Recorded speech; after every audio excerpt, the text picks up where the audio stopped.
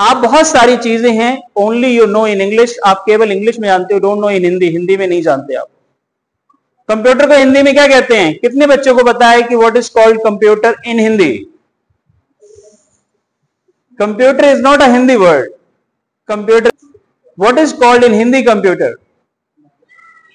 Cycle को हिंदी में क्या कहते हैं? Do you know? Mobile phone को हिंदी में क्या कहते हैं? यस, चलो, good boy, he has spoken only right. Clap for this boy. It plays very important role. The world is being globalized. पूरी दुनिया एक हो रही है। किस बेस पे हो रही है?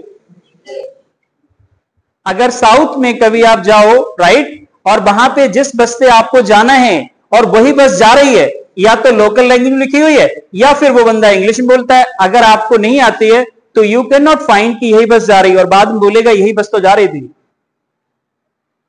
ही कैन नॉट टेल यू। तो अगर आप लैंग्वेज के आधार पे इफ यू कांट से कि व्हाट यू हैव, तो इंटरनेशनल लेवल पे आप कैसे हैं? You can't say your own point, आप अपना पॉइंट नहीं कह सकते हैं, and you can't understand the others point. इतने सारे लोग इंडिया से फॉरेन कंट्री में जाते हैं काम करने के लिए।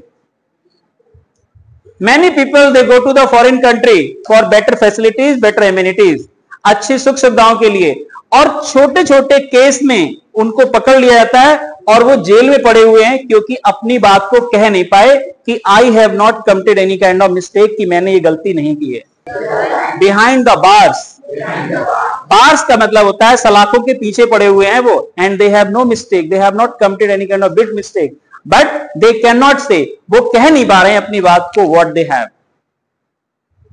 अगर आप अपनी बात ही नहीं कहोगे तो क्या होगा? सामने वाला मान लेगा yes you have committed this mistake, आपने गलती की है। समझा ही नहीं? यू हैव कमिटेड, बोलिए, you have committed this mistake.